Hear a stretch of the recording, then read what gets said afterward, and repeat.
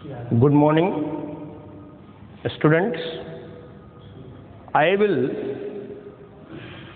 today which teach the new topic of the unit first BSc second year classes of the zoology, in which just let us see about to the what is the new processes is going on to the respiration. After we just see and try to understand about to the physiology. In the physiology, the particular processes of the digestion, in which as you can say about to the numbers of the procedures, enzymes, hormones, and degradation and the breakdown of the carbohydrate, lipids, proteins, and others. So after the digestion, the digestive nutrient material goes through the blood, through the hepatic portal vein, and reach in the each tissue, and just where the chemical process is that takes place. So what is the chemical process is going on when the reaches of the nutrient material in the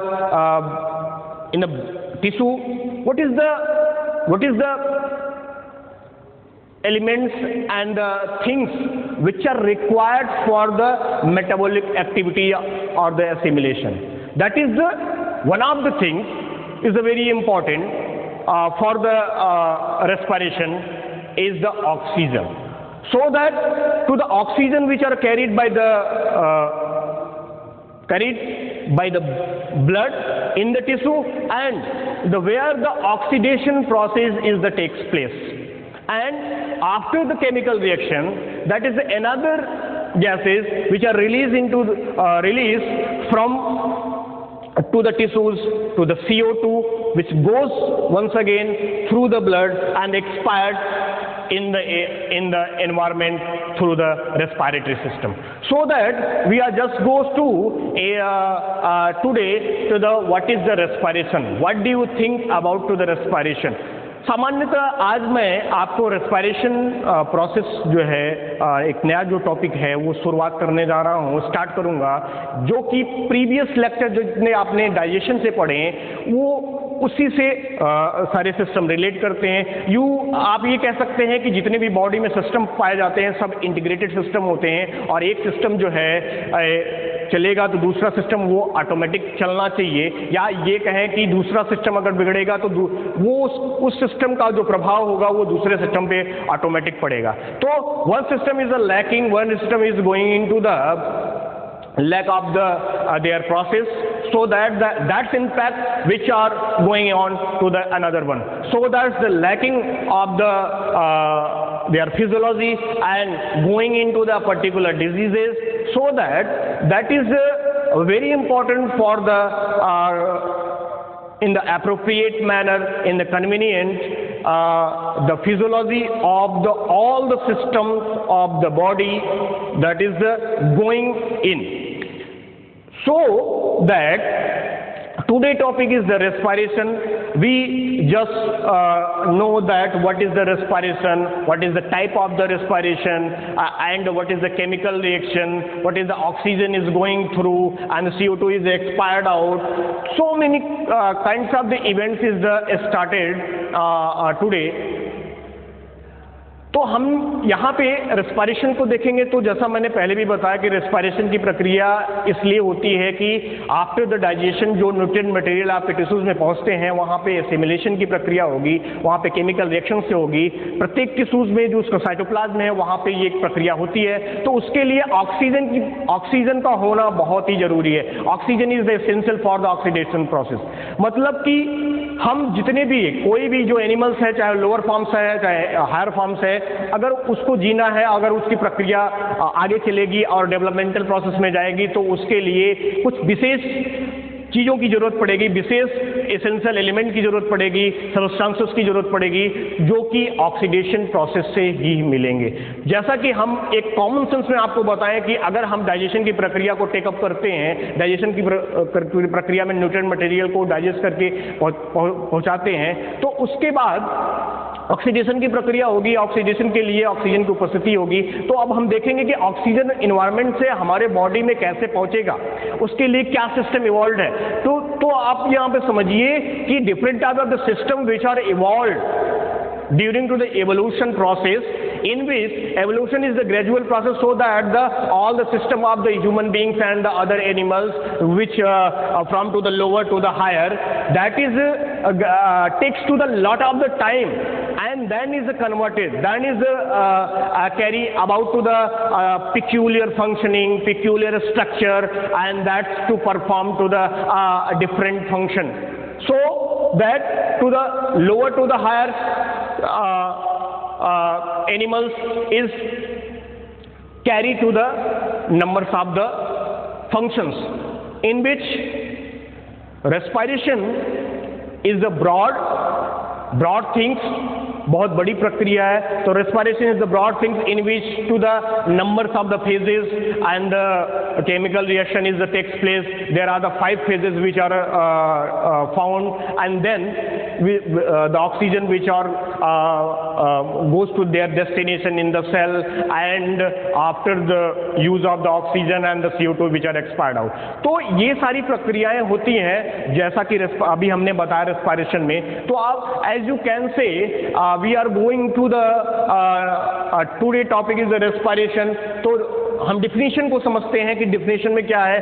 तो common sense में सामान्यतः जो आप lower class से और higher class तक अभी आपने जो सामान्यतः हर लोग के दिमाग में ये रहता है कि रेस्पिरेशन क्या होता है, रेस्पिरेशन से ऑक्सीजन को ग्रहण करते हैं और CO2 को लाते हैं, यही कॉमन सेंस से बोलते हैं। लेकिन थोड़ा सा यहाँ पे हम BSc के लेवल पे जब जाएंगे तो वहाँ पे देखेंगे कि ये थोड़ा सा विस्तार में जाएगा, इन डिटेल में जाएगा, जिसको हम समझेंगे कि रेस्पिरेशन की जो प्रक्रिया में हम ऑक्सीजन को ग्रहण करते हैं उसके बाद वो प्रत्येक टिश्यू में पहुंच के ऑक्सीडेशन की प्रक्रिया में भाग लेता है। और ऑक्सीडेशन की प्रक्रिया क्या होती है, केमिकल रिएक्शंस होते हैं, उसके दौरान एक विशेष प्रकार के एनर्जी वहां पे निकलेगी और वाटर निकलेगा, और उसके साथ साथ में CO2 का भी फॉर्मेशन होता है, जो कि उसी के दौरान जो कि रेस्पिरेशन हम कहा जाता है, हम लोग कहते हैं, उससे बाहर निकलेगा। तो ये कॉमन सेंस की प्रक्रिया है, कॉमन जनरल वर्ड्स में हम बोल देते हैं। लेकिन थोड़ा सा in which are going into the detail, that is the respiration process is the broad process which are included into the 5 phases and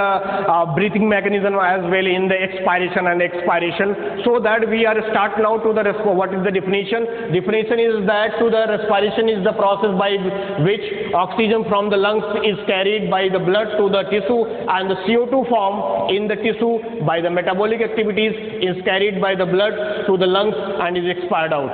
Respiration की प्रक्रिया में क्या होता है, रेस्पिरेशन एक प्रोसेस है जहां पे ऑक्सीजन को लंग्स में लिया जाता है, कैरी किया जाता है ब्लड के माध्यम से, और ब्लड के माध्यम से जो कि टिश्यूज में पहुंचाया जाता है। उसके बाद जो वहां पे during the metabolic activity CO2 बनता है, वो उस टिश्यू से कैरी करके ब्लड के माध्यम से लंग से बाहर निकाल दिया जाता है। इसका सेंस है, मतलब सामान्य भाषा में कहें कि इन्वायरमेंट से जो ऑक्सीजन कैरी करते हैं और वो जाके किसी भी टिश्यूज में क्या होता है, यूज जो होता है, ऑक्सीडेशन में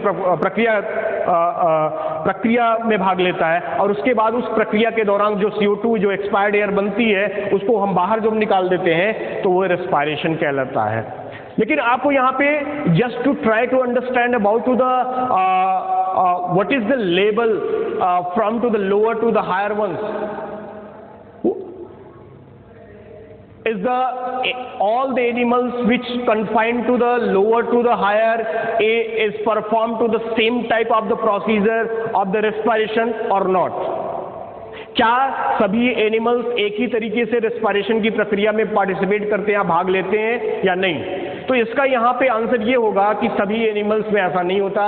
एवोल्यूशन के दौरान लोअर फॉर्म से एनिमल्स में बनने में बहुत सारी प्रक्रियाओं, बहुत सारे स्ट्रक्चर्स, बहुत सारे ऑर्गन्स में उसका डिफरेंशिएशन हो जाता है, जिसके आधार पे वहाँ पे अलग अलग प्रक्रियाएं होती है। जैसा कि lower forms of the animals में बॉडी सरफेस से ऑक्सीजन को कंटेन किया जाता है या फिर गैसेस को एक्सपायर्ड और इनटेक किया जाता है। वहीं जो हायर वंश होते हैं उसमें आप जो है लंग्स देखते हैं, लंग्स के माध्यम से जो वेंटिलेशन की प्रक्रिया होती है। तो समझिए कि यहाँ पे अलग अलग एनिमल्स में अलग अलग प्रकार के रेस्पिरेशन मैकेनिज्म यहाँ पे प्ले किया जाता है। तो तो यहाँ पे ये भी समझना चाहेंगे हम, we are just trying to the what is the type of the respiration is going on in to the same manner, is not. First, that is an answer is that in here to the respiration is the two types, anaerobic respiration and the aerobic respiration. What is the anaerobic and aerobic? अनऑक्सीशोषण, ऑक्सीशोषण, एक बिना oxygen की उपस्थिति में और एक oxygen की उपस्थिति में, ऐसा सामान्य भाषा में हम कह सकते हैं. तो यहाँ पे हमने दो शब्द लिखा है, anaerobic respiration and aerobic respiration. Anaerobic respiration जो कि आपके बैक्टीरिया में, एल्गीज में, प्लांट में और lower form of the animals में पाए जाते हैं, जहां पे वो क्या करते हैं कि ऑक्सीजन को टेकअप करके बॉडी सरफेस से लैक्टिक एसिड का सर्वाधिक निर्माण करते हैं और वहां पे बहुत कम मात्रा में एनर्जी निकलती है. तो इसको हम क्या कहते हैं, एनारोबिक रेस्पिरेशन. जबकि whereas in the aerobic respiration which are found into the higher animals, included to the human beings as well, that's to take to the oxygen from the environment and goes into the tissues which carried about to the cellular respiration where the chemical reaction takes place and liberated to the energy, carbon dioxide and the CO2 is a higher amount, and that's to we are say that to the this is the anaerobic respiration. तो ऑक्सीशोषण और अनऑक्सीशोषण में आपने देखा कि oxygen aerobic में, ऑक्सीशोषण में oxygen की उपस्थिति में ऑक्सीडेशन की प्रक्रिया होती है, एनर्जी का प्रोडक्शन होता है और उसके साथ साथ में CO2 और वाटर निकलते हैं. एनारोबिक रेस्पिरेशन में जो lower form of the animal, bacteria या फिर जो अन्य ऑर्गेनिज्म है वो परफॉर्म करते हैं, जिसमें लैक्टिक एसिड की मात्रा होती है और कुछ अमाउंट में एनर्जी निकलती है. तो इस प्रकार से आपने देखा कि रेस्पिरेशन जो है दो प्रकार से होता है. लेकिन अब हम बेसिक लेवल पे चलेंगे तो जो हमें सिलेबस के दौरान पढ़ना है वो आउटलाइन रेस्पिरेशन की प्रक्रिया को पढ़ना है. इन हायर वंस में एनिमल फिजियोलॉजी पढ़नी है, तो उसके अंतर्गत हमने आपको डेफिनेशन पहले ही बताया. अब इस डेफिनेशन के दौरान देखेंगे तो how many processes which will goes during to the completion of the respiration. There are the 5 phases which are found to the complete the respiration process. What is the phases? What is the number of the phases? First is the external respiration, second is the diffusion of the gases in the lungs, third is the transportation of the gases, fourth is the once again diffusion in the gases through the tissue, and finally to the cellular respiration. तो 5 प्रक्रियाएं हैं और पांचों प्रक्रिया को हम जल्दी से देख लेते हैं, ब्रीफ में देखते हैं, कंप्लीट करते हैं. तो वहां पे देखेंगे कि किस प्रकार से वो प्रक्रिया हो रही है. अब यहाँ पे हमें थोड़ा सा समझना पड़ेगा. तो पहला देखो, first of all we are go to the in the process external respiration. For the completion of the respiration there are the 5 types of the phases. In the first, which are, let us see here, to the external respiration or the lung ventilation. आप यहाँ पे सामान्यतः ये समझिए कि respiration, external respiration क्या होता है. जैसा मैंने पहले बताया कि जो हायर ऑफ द एनिमल्स होते हैं जिसमें लंग्स होता है और उसमें बहुत सारे, हम अभी आगे की पार्ट्स में चर्चा करेंगे. We are go through in the few minutes we are describe to the numbers of the system of the respiration, that is the respiratory system. Just mention that is the in the brief what is the system which are confined to the respiration, that is the which are started from to the external nares, internal nares, vestibule, olfactory organ, pharynx, that is going into the trachea, which leads and that is going into the bifurcation into the left and the right side in the lungs, which carry about to the bronchi and the bronchial primary, secondary, tertiary, terminal, and ending part that is just mentioned, that is the alveolar sac. Alveolar sac होता है, alveoli होती हैं वहाँ पे contain with in the lungs, और ये thorax reason में होता है. तो ये आगे के भागों में हम चर्चा करेंगे इसकी. तो एक्सटर्नल रेस्पिरेशन में जो हमारा नोज होता है, और हम ये भी चर्चा करेंगे कि नोज के भी कितने भाग हैं आगे के भागों में. तो यहाँ पे देखें इंटरनल नेज से ये होता हुआ एयर आपके जो नेजल चैम्बर है, नेजल प्रोसेसेस हैं, वहाँ से होता हुआ आपके लंग्स तक पहुँचता है। तो जिसके दौरान मैंने बताया कुछ नाम आपको, तो बाहर से वातावरण से जो ऑक्सीजन, जो गैसेस हमारे लिए एसेंशियल है, उसको हम क्या करते हैं, कैरी करते हैं, जिसमें ऑक्सीजन है। ऑक्सीजन को कैरी किया जाता है। जो लंग्स वेंटिलेशन, हम आपको ये भी चर्चा करेंगे कि लंग्स जो है वो वेंटिलेट करता है, लंग्स में एक्सपेंडेशन होता है और जो है वहाँ पे उसका वॉल्यूम बढ़ता है। इसके आधार पे just you think about to the what is the procedure of the respiration. In the respiration oxygen is goes to the automatically or not.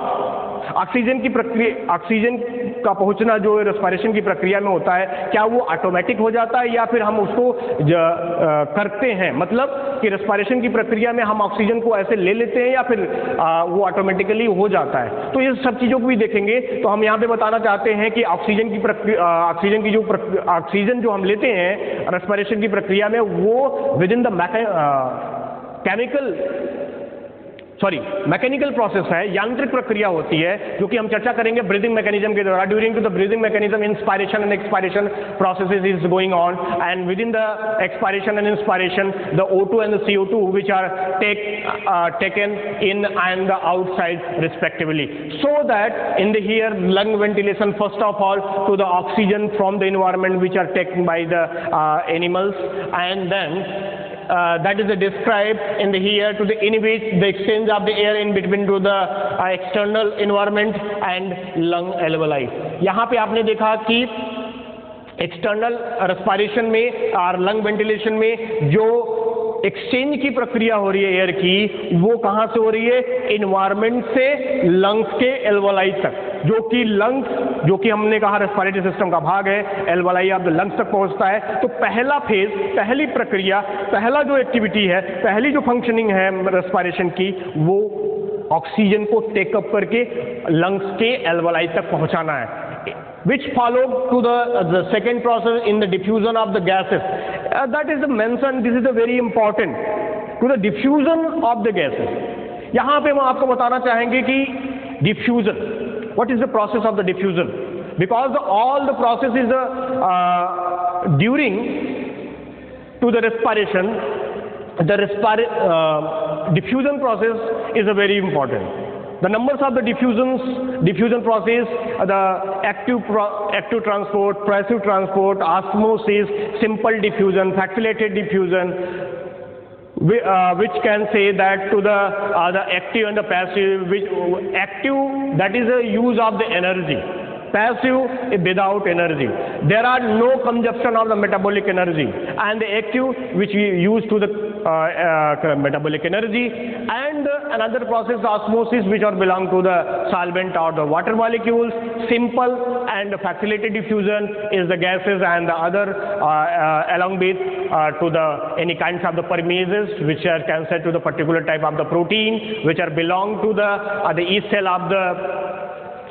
of the body, that have to the plasma membrane, and the plasma membrane always to the selective in nature, that to adapt it to the diffusion process in which the gaseous ions, molecules or the other solvent goes inside, that first of all selective in nature, that allow to and across the cell boundary, so that in the process of the diffusion की प्रक्रिया में, diffusion की प्रक्रिया को हम देखेंगे तो diffusion को समझते हैं सामान्यतः रूप से ब्रीफ में, क्योंकि यहाँ पे जितने भी प्रोसेसेस होंगे वो diffusion के बिना, क्योंकि यहाँ पे बार बार गैसेस एक्सचेंज की प्रक्रिया होती है, और गैसेस एक्सचेंज की प्रक्रिया किसी भी सेल से दूसरे सेल में जाने के लिए वहाँ पे पर्टिकुलर टाइप का एक फंक्शन होता है जिसको आप डिफ्यूजन बोलते हैं। तो डिफ्यूजन की परिभाषा क्या है? कोई भी आयंस हो, कोई भी मॉलिक्यूल्स हो, कोई भी सॉल्वेंट हो, वो यहाँ पर वो हमेशा हायर से लोअर की तरफ भागता है। हायर से लोअर इन द सेंस कि जो केमिस्ट्री की भाषा में ये कहें कि जो मॉलिक्यूल्स होते हैं, जो आयंस होते हैं, आप सॉल्वेंट होते हैं, उनका जो कंसंट्रेशन होगा वो हायर होगा, जहाँ पे वो उस रीजन से लेके हमेशा लोअर रीजन में जाते हैं जहाँ पे उनकी मात्रा कम होती है। तो डिफ्यूजन प्रोसेस में हम ये कह सकते हैं कि diffusion is the process in which ions, molecules or the solvent which goes into the movement or the transportation from to the region of the higher concentration to the region of the lower concentration. That is the very important for that to the any kinds of the things or the materials or the substances or the elements or the gases which are goes to the each part of the body inside the cell particularly, so that is performed to the diffusion, peculiar processes of the diffusion is going on. So that we are going to the in second form, diffusion of the gases in the lungs, in which the exchange of the gases in the form of the O2 and CO2 between alveolar air and the blood. यहाँ पे कहने का मतलब है कि diffusion process जो कि मैंने अभी आपको बताया कि क्या होता है, वो फॉलो किया जाता है, गैसेस के अलग अलग होता है, अन्य मॉलिक्यूल्स के लिए अलग होता है, तो उसके दौरान ये गैसेस एक्सचेंज है, सिंपल डिफ्यूजन की प्रक्रिया यहाँ पे होती है। तो उसके दौरान हम देखते हैं जैसा कि इन्वायरमेंट से लंग्स के एल्वोलाई तक पहुँच चुका है पहले फेज में, दूसरे फेज में हम देखना चाहेंगे कि वो लंग्स के एल्वोलाई से जो O2 और CO2 मैंने कहा ये साइमल्टेनियस प्रोसेस है, ये स्पॉन्टेनियस प्रोसेस है, स्वतः होती है, ये एक तरफ से O2 जाती है और दूसरी तरफ से ऑक्सीडेशन की प्रक्रिया के दौरान CO2 निकल आती है। तो उस दौरान देखिए यहाँ पे ये एल्वोलाई ऑफ द लंग्स से कहाँ पे जाते हैं, ब्लड में कैरी किए जाते हैं, ब्लड उनको कैरी करता है, alveoli to blood and goes to the third phase. This is the very important in just you mentioned that in the circulatory system we just describe to the all the system is integrated to each other, so that let us see here to the circulatory system is involved because the blood is found into the circulatory system. In the circulatory system, heart and their capillaries as well, which are found. But is the particularly is mentioned that to the what is the blood is going during this process, so that in the transportation of the gases once again into the O2 and CO2 through the blood. यहाँ पे तीसरे phase में ये कहा जा सकता है कि जो ब्लड कैरी कर चुका है ऑक्सीजन को, वो एक भाग से दूसरे भाग मतलब एक सेल से दूसरे सेल में पहुंचाने का काम करता है, एक बॉडी सिस्टम से दूसरे बॉडी सिस्टम में पहुंचाने का काम करेगा। तो ये क्या आपने देखा, ट्रांसपोर्टेशन ऑफ द गैसेस कहलाती हैं, जो कि ब्लड के माध्यम से होती है। We now goes to the another point, another phase is that is the diffusion of the gases in the tissues. Diffusion of the gases in the tissues after the carry of the blood, that is going into the process of the transportation. Each of the oxygen, because just here mentioned to the blood which are made by the plasma and the corpuscles, in the particularly we just mentioned that the corpuscles is the RBC, and RBC which carry by the hemoglobin. The hemoglobin, that is the heme and the globin, iron and the protein, and the iron which are just bind to the oxygen from the alveoli. So oxygen जो है वो oxygen carry किया जाता है iron जो कि haemoglobin का part है, और उसके माध्यम से वो किसी भी टिश्यूज में पहुंचाया जाता है। किसके लिए? एसिमेलेशन के लिए, किसके लिए? ऑक्सीडेशन प्रोसेस के लिए, किसके लिए? केमिकल कंब्यूशन के लिए, किसके लिए? एनर्जी के प्रोडक्शन के लिए। मतलब आप कह सकते हैं कि जो हमारी फिजियोलॉजी, जो हमारी एसेंशियलिटी है सर्वाइवल की, उसके लिए ऑक्सीजन की उपस्थिति अनिवार्य है, जो कि ब्लड के माध्यम से ये जो पहुंचती है। तो चौथे प्रोसेस में, चौथे फेज में फिर से एक बार डिफ्यूजन ऑफ द गैसेस होगा, फिर से डिफ्यूजन प्रोसेस होगा, लेकिन इस बार जो डिफ्यूजन प्रोसेस होगा वो किसके बीच में होगा? ब्लड और टिश्यूज के बीच में, क्योंकि ब्लड कैरी कर चुका है, ट्रांसपोर्टेशन में गया और वो प्रत्येक टिश्यूज में पहुंचाएगा। तो इसलिए जो टिश्यू मतलब सेल एक बना है, उसकी एक बाउंड्री होती है, प्लाज्मा मेम्ब्रेन होती है, और plasma membrane which are allowed to the molecules, ions or the gases only into selective in nature, so that the which are allowed to and then cross inside the cell, that goes to through the simple diffusion. तो simple diffusion की प्रक्रिया के माध्यम से वो blood oxygen जो है वो ब्लड से टिश्यू में पहुंच जाता है। अब इसके बाद जो प्रक्रिया आती है, जो एक्चुअल हम बोलते हैं रेस्पिरेशन मैकेनिज्म के अंतर्गत होता है, वो है सेलुलर रेस्पिरेशन।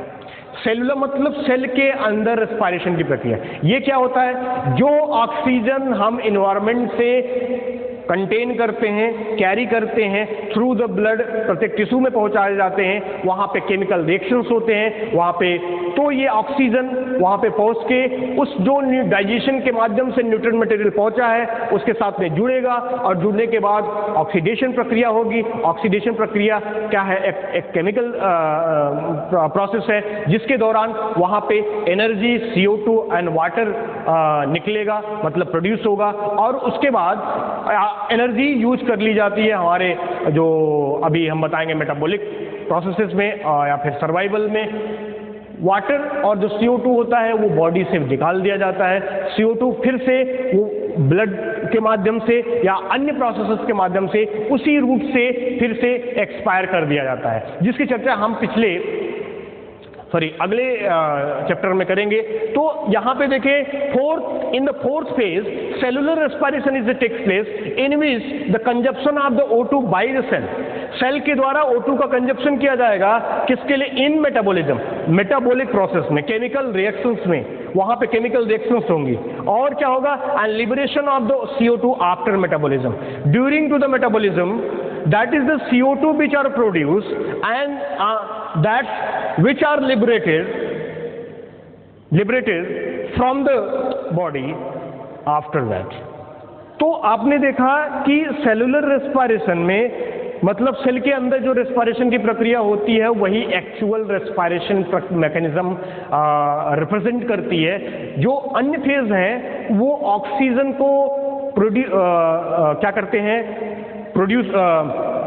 प्रोसीड करते हैं, आगे की तरफ बढ़ाते हैं ऑक्सीजन और CO2 को, लेकिन है सारे अलोंग विद द सिस्टम के अकॉर्डिंग ही एसोसिएट होके वो O2 और CO2 को क्या करते हैं, लेते हैं और बाहर निकालते हैं। तो आपने 5 फेज में ये देखा कि पूरी होल जो रेस्पिरेशन की प्रक्रिया किसी भी एनिमल्स में होती है वो कंप्लीट की जाती है थ्रू द सिस्टम की चर्चा आगे होगी। तो 5 फेज में आपने क्या देखा, first of all intake, then exchange of the blood from to the environment to the lung alveoli, and after that to the exchange of the gases between to the alveolar air and the blood, and after the transportation of the O2 through the blood, that's the blood which are goes to their destination is the tissues, in between to the blood and the tissues, and the finally is the very important to the cellular respiration is it takes place for the metabolism to the oxygen, and in the metabolic processes to the CO2 which are released from the outer side to the as like same process which are carried because the blood is here very essential, that is the as you mentioned that is the earlier to hemoglobin which are carried about to the other 97% of the oxygen which are carried by the hemoglobin। तो इस प्रक्रिया के दौरान 5 प्रक्रिया के दौरान आपने देखा। अब मैंने आपको एनारोबिक प्रोसेसेस रेस्पिरेशन की प्रक्रिया पहले ही बता चुके हैं, डिफिनीशन भी आपको बताया। अब हम थोड़ा सा यहाँ पे समझना चाहेंगे कि जैसा मैंने बोला कि हर प्रकार के जो एनिमल्स होते हैं वो रेस्पिरेशन की प्रक्रिया को परफॉर्म करते हैं और उसमें एनारोबिक और एरोबिक रेस्पिरेशन की भी प्रक्रिया शामिल होती है। तो ये अब हमको सोचना है कि रेस्पिरेशन की प्रक्रिया क्यों होती है और किसके लिए होती है। रेस्पिरेशन की प्रक्रिया ऑक्सीजन और CO2 को ऑक्सीजन को लेने के लिए और CO2 को बाहर निकालने के लिए होती है सामान्य भाषा में। लेकिन उस दौरान क्या होता है, ऑक्सीडेशन, हम बार बार ऑक्सीडेशन की बात कर रहे हैं। ऑक्सीडेशन का मतलब ये है कि जबकि प्रत्येक टिश्यूज में जब डाइजेस्टिव न्यूट्रिएंट मटेरियल पहुंच जाता है, एसिमिलेशन की प्रक्रिया या मेटाबॉलिक प्रोसेस से होते हैं जो उसमें यूज होंगे, उसको मेटाबोलाइट्स बोलते हैं। मेटाबॉलिज्म की प्रक्रिया के दौरान ये जब तक O2 आके जुड़ता नहीं तब तक उसको ऑक्सीडेशन प्रोसेस नहीं बोलते। तो जैसे ही जुड़ेगा ऑक्सीडेशन, ये क्या है, जो कि और खास तौर पे जो कार्बोहाइड्रेट होता है वो किसी भी एनिमल्स के लिए बहुत जरूरी है। एनर्जी के प्रोडक्शन के लिए कार्बोहाइड्रेट का सबसे ज़्यादा इस्तेमाल किया जाता है हर एनिमल्स के द्वारा। वो क्या होता है, केमिकल रिएक्शंस होता है, वो मेटाबॉलिक एक्टिविटीज़ होती हैं, और with in the metabolic activities दो फेज उसमें भी होता है, कैटाबॉलिज्म और एनाबॉलिज्म। कैटाबॉलिज्म होता है कैटाबॉलिज्म और दूसरा होता है एनाबॉलिज्म। इस बात को थोड़ा आप समझ सकते हैं, क्योंकि जो यहाँ पे ऑक्सीजन पे पहुँचने के बाद मैकेनिज्म होगा, वो एनर्जी का प्रोडक्शन यहाँ पे होता है। और तो क्या किस प्रोसेस के दौरान एनर्जी निकलती है और वो एनर्जी कहाँ पे यूज होती है, इन सब चीज़ों को देखने की बात है विद इन द रेस्पिरेशन। तो मैंने जैसे बताया कि ये जो ऑक्सीजन है, सेलुलर रेस्पिरेशन की प्रक्रिया हो रही है, जहाँ पे ऑक्सीडेशन की प्रक्रिया होती है, ऑक्सीजन आ रहा है, तो ऑक्सीजन आ रहा है तो वहाँ पे ऑक्सीजन के जुड़ने के बाद कैटाबॉलिज्म की प्रक्रिया होती है।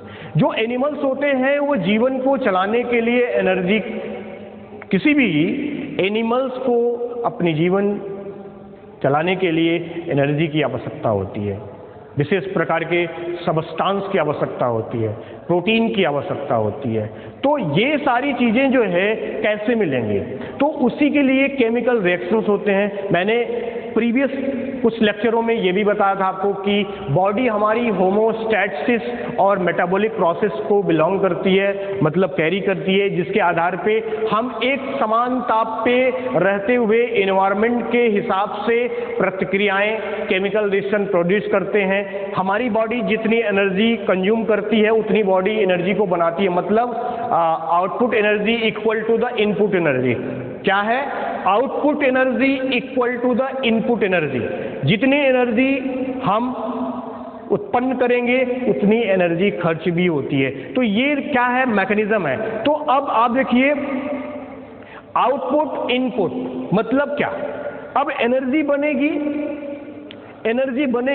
तो एनर्जी बनने का सेंस ये है कि जब मेटाबॉलिज्म की प्रक्रिया के दौरान कौन सा ऐसा प्रोसेस होता है जो कि ऑक्सीडेशन, जो रेस्पिरेशन के तहत हमने ऑक्सीजन को कैरी किया है, वहाँ पे पहुँचने के बाद की प्रक्रिया स्टार्ट होगी, तो वो कैटाबॉलिज्म होती है। कैटाबॉलिज्म का मतलब है ब्रेक डाउन, स्प्लिट होना, डिग्रेड होना।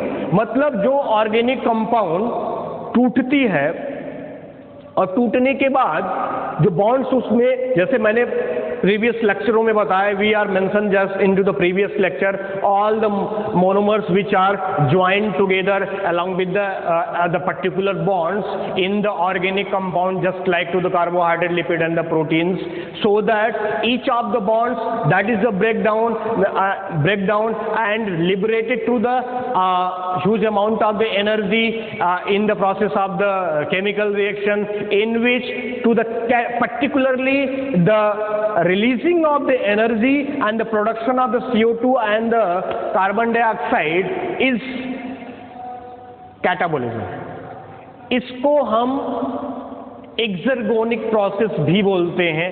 इसको हम सामान्य भाषा में ब्रेकडाउन की प्रक्रिया बोलते हैं, जहाँ पे ये कोई भी, मैंने कहा, ऑर्गेनिक कंपाउंड टूटेगी तो वहाँ पे जो बॉन्ड्स होंगे वो ब्रेक होंगे, और बॉन्ड जैसे ही ब्रेक होते हैं तो उसमें से एनर्जी निकलती है, और वो एनर्जी फिर से हमें किसी अन्य प्रोसेस में, किसी सिंथेटिक प्रोसेस में, किसी नए सबस्टांस को बनाने के लिए फिर से यूज की जाएगी। तो मैंने पहले भी बताया कि output energy equal to the input energy during to the metabolic process, and very essential, and that maintain to the homeostatic process of the body, so that to the homeostasis and the metabolism is dependent to each other.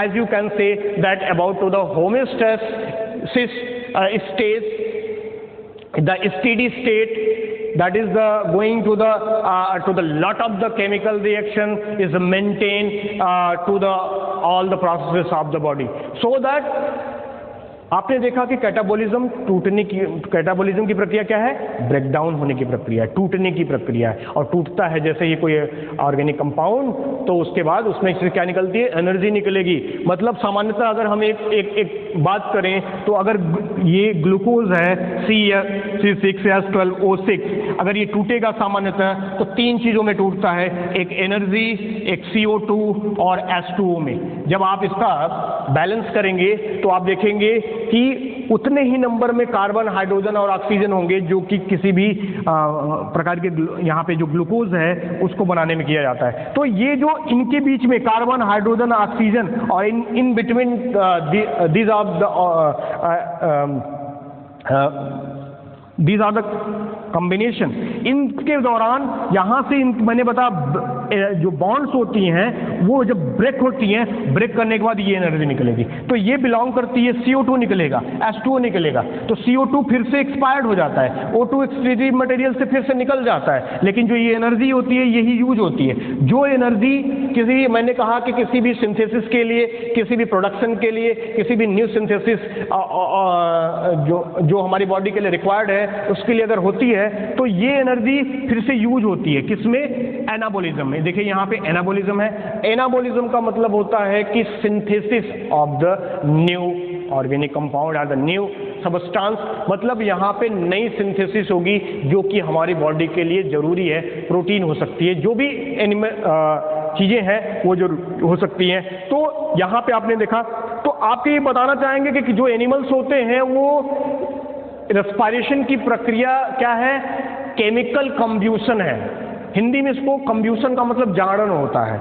मतलब जो चीज़ें, जैसे हमने particularly मैंने पहले भी बताया कि ग्लूकोज का इस्तेमाल किया जाता है उसके लिए, तो ग्लूकोज को क्या कर दिया जाता है? डिग्रेड किया जाता है, ग्लूकोज को तोड़ा जाता है और तोड़ के एनर्जी को प्रोड्यूस किया जाता है, तो उसकी आवश्यकता होगी। तो वो एनर्जी फिर से हमारे बॉडी में ही कहीं यूज हो जाती है। इसीलिए मैं बारे में बार बार बोला कि output energy equal to input energy, मतलब जितनी एनर्जी निकलती है उतनी ही एनर्जी बनेगी भी।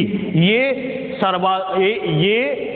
बहुत ही इसेंशियल है और ये कॉन्सेप्ट पे काम करती है। मतलब बॉडी, इसीलिए बार बार मैं चर्चा कर रहा हूं, steady state, maintenance of the body temperature, the body which are performed to all the functioning, all the chemical reaction which are required, which are essential, so that to the both of the process is the catabolism and anabolism dependent to each other। दोनों परस्पर रूप से, पारस्परिक रूप से एक दूसरे पर निर्भर करते हैं। कैटाबोलिज्म होगा तो एनाबोलिज्म होगा, एनाबोलिज्म होगा तो कैटाबोलिज्म होगा। आप समझिए कि मैं बार बार कह रहा हूं कि कोई भी जो भोजन के माध्यम से आप जो है डाइजेशन की प्रक्रिया हुई और डाइजेशन होने के बाद जो digestive nutrient material, food material था वो अगर प्रत्येक टिश्यू में पहुंचता है तो ये जो रेस्पिरेशन के माध्यम से ऑक्सीजन पहुंच रहा है वो वहां पे जुड़ेगा और वो उसको तोड़ेगा, तोड़ने से एनर्जी निकलेगी।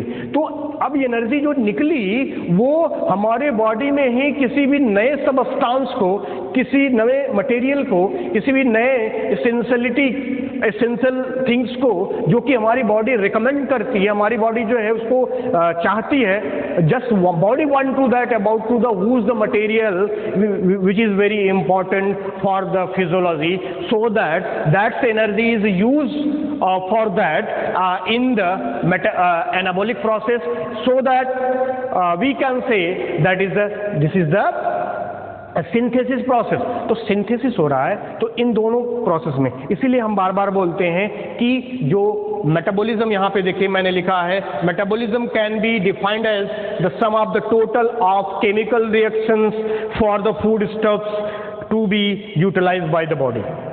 तो क्या है? मेटाबॉलिक रिएक्शन जो है, जितने भी टोटल जो केमिकल रिएक्शंस आपके बॉडी में फूड स्टफ्स के लिए होती है, जो कि हमारी बॉडी बाद में उसको यूटिलाइज करती है, वो मेटाबॉलिज्म कहलाता है। मेटाबॉलिज्म में दो फेज होते हैं, कैटाबॉलिज्म, एनाबॉलिज्म। तो यहाँ पे chemical combustion adapted for the animals for the production of the energy, and that energy is used into the once again to the formation of the new synthesis of the new materials for the requirement of the body, so that the oxygen is very essential for that to the oxidation process, and the oxygen is carried through the respiration. In the next chapter we are will be discuss about to the what is the respiratory system and their mechanical processes in which to the inspiration and the expiration and the gaseous exchange is that takes place. So that today topic is the introduction of the respiration and their phases. That is the very important because these the chemical reactions. and जैसे हम ये बताएं कि हर animals जो है इस process को तो रेस्पिरेशन तो सभी करते हैं, लेकिन कुछ जैसे एक हाइबरनेशन होता है, हाइबरनेशन होता है, तो हाइबरनेशन में सुसुप्त अवस्था बोला जाता है, एस्टिवेशन भी होता है। तो हर एनिमल्स अलग अलग तरीके से उसको करता है, अपने रेस्पिरेशन मैकेनिज्म को परफॉर्म करता है। जैसे अगर हम फ्रॉक्स की बात करें तो वो बॉडी सरफेस से ये हाइबरनेट करके उस टाइम में जबकि वो नीचे चले जाते हैं सॉइल के और वहाँ से वो उसको करते हैं। ऐसे ही एस्टिवेशन होता है उसी प्रकार से। तो कहने का मतलब ये है कि अलग अलग एनिमल्स हैं वो अलग अलग जो है मैकेनिज्म को अडॉप्ट करते हैं एवोल्यूशन के माध्यम से, और धीरे धीरे जैसा उनका हैबिटेट होता है, जैसा उनका नेचर होता है, जैसा उनका एनवायरनमेंट होता है, उस एनवायरनमेंट के हिसाब से वो अपने आप को अडॉप्ट करते हैं। This is the adaptation process that is very important for that to the survival of the any animals. And energy is the most important. So energy produced by the respiration through the take inside to the oxygen, and oxygen is going into the process of the chemical reaction that is called to the oxidation process, in which to the production of the energy and the CO2 and water. So energy is used into the another important and the essential processes of the body, and CO2 is expired through, so that we just see here to the today topic is respiration. तो आपने आज के topic में respiration की परिभाषा, उसके phase, उससे जुड़ी हुई प्रक्रियाएं जो एनिमल्स में होती हैं और वो क्या होता, मेटाबॉलिक प्रोसेस क्या होता है, उसके कौन से फेज होते हैं, इन सारी चीज़ों को देख के हम करते हैं। और उसके हिसाब से तो अगले चैप्टर में हम रेस्पिरेटरी सिस्टम और उससे बिलोंग होने वाले ऑर्गन्स और गैसेस एक्सचेंज की प्रक्रिया को देखेंगे, और देखेंगे कि किस प्रकार से वहाँ पे अलग अलग एवोल्यूशन के दौरान स्ट्रक्चर बनते हैं और वो रेस्पिरेशन की प्रक्रिया में भाग लेते हैं। तो so now today topic is close, and I hope you got to the satisfaction for that to the today topic, and you just mentioned that about to the for the comment and another social platform, so that I will start to the confined topic of the respiration in the next chapter. Thank you. कितना हुआ?